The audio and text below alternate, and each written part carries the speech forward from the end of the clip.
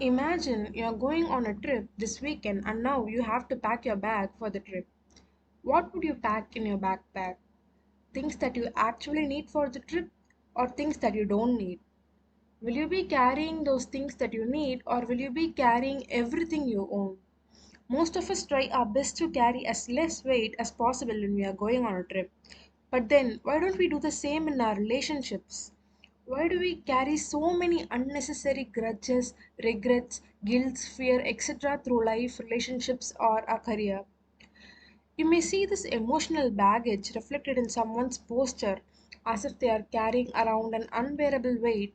It may even prevent them from moving forward in life. Do you carry unprocessed emotions from experiences to some degree? Do you think feelings that aren't dealt with just go away? No, they don't. They can affect the way you think about yourself, how you react to stress, your physical well being, and your relationships with others. In case of a physical emergency, we have a first aid kit. But do we have a first aid kit for emotional emergencies? If we had an emotional first aid kit, what things do you think should we have in it? I'll give you the answers as we go on. Now, here are the top 3 techniques to release these repressed emotions. First technique, acknowledging your feeling. You must have probably heard that airplanes have weight limits. Why? Because more weight on an airplane means more fuel. Weight drives how much fuel the plane needs for a flight. That's why you'll see extra baggage or passengers offloaded so the aircraft can carry sufficient fuel to take off successfully. As Toni Morrison once said, if you want to fly, you have to give up the things that weigh you down. So, to give up the things that emotionally weigh you down, it is important to identify the metaphorical baggage you are carrying. Can you recognize the impact it's having on you and how it's coloring your world today? What do you think? Isn't it important to develop some self awareness and insight?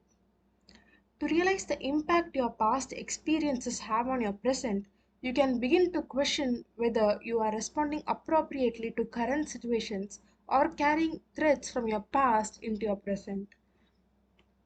Write an honest list of the thoughts, beliefs, and behaviors that weigh you down. Grab a pen and a notebook, find a quiet space, and spend 30 to 40 minutes thinking and writing. It is important to be honest and write down whatever comes to your mind.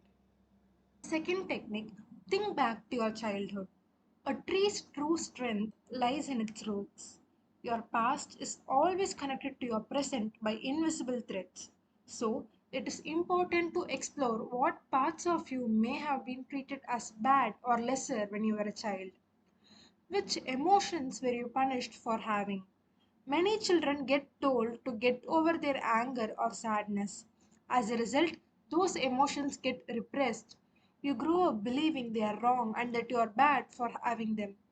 Travel back in time and see where you picked up these items of baggage.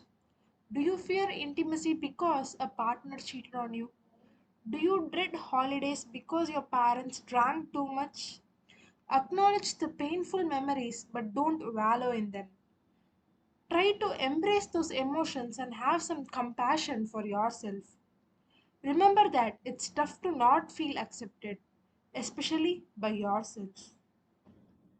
Third technique, change your perception. Do you know anyone who has not been hurt and not treated poorly or not experienced pain in the past? Then what makes the difference?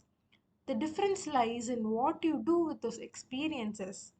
As Wayne Dyer once said, change the way you look at things and the things you look at change. When you change the way you see the world, when your intentions are positive and powerful, when you search only for the good, then your life transforms into the amazing adventure it was designed to be.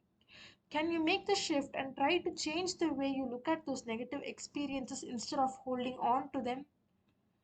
Can you try to understand what you can learn from those experiences and how you can evolve and become better from them?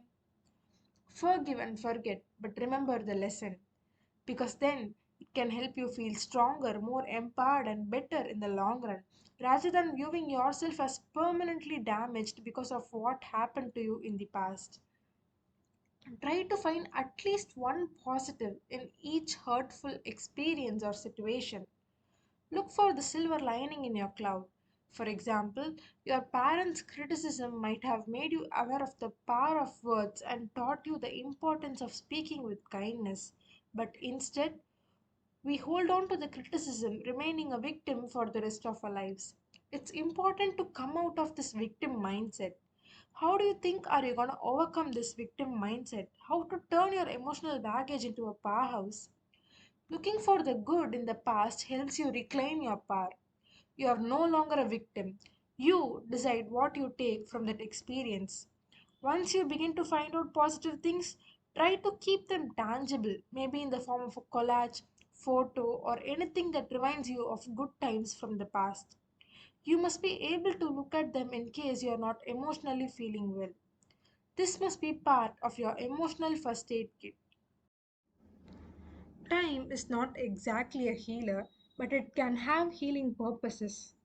It is important to realize that letting go is a process and not a quick fix.